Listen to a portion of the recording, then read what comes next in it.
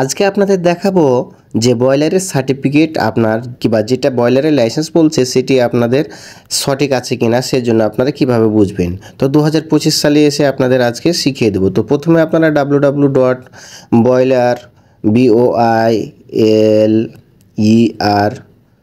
তো এভাবে লেখার পরে আমি কিন্তু তারপরে govitbd.com লিখে তারপরে সুন্দর করে কিন্তু আপনারা সার্চ করে দিবেন।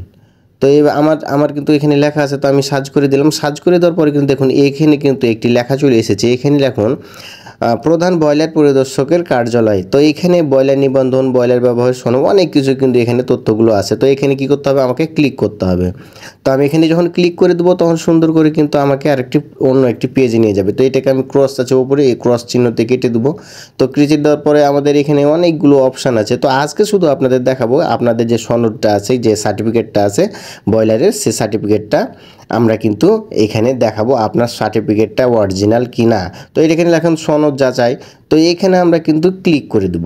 তো এখানে ক্লিক করে দেওয়ার সাথে সাথে কিন্তু আমাদের আরেকটি নতুন একটি ইন্টারফেস আসবে। তো ওপরে এখানে কিন্তু ক্যাটাগরি দেওয়া থাকবে। তো এখানে মাত্র সেকেন্ড ক্লাস না দ্বিতীয় 2 ক্লাস। তো আমরা কিন্তু এখানে 2 ক্লাস দিয়ে আমারটাই নিজেরটাই আমি একটু পরীক্ষা করব। তো আমি 2 ক্লাস দিলাম। 2 ক্লাস দেওয়ার পরে কিন্তু আমাদের এখানে আরেকটি নাম্বার যাবে। সো এটি হলো আমাদের পরীক্ষা যে একটি রোল নম্বর থাকে সেটি। তো আমার যেহেতু 6101, তো আমি এখানে কিন্তু 6101 নাম্বার দিয়েই আমাকে আরেকটি কাজ করতে হবে। এখানে কিন্তু এখন সাবমিট লেখা আছে।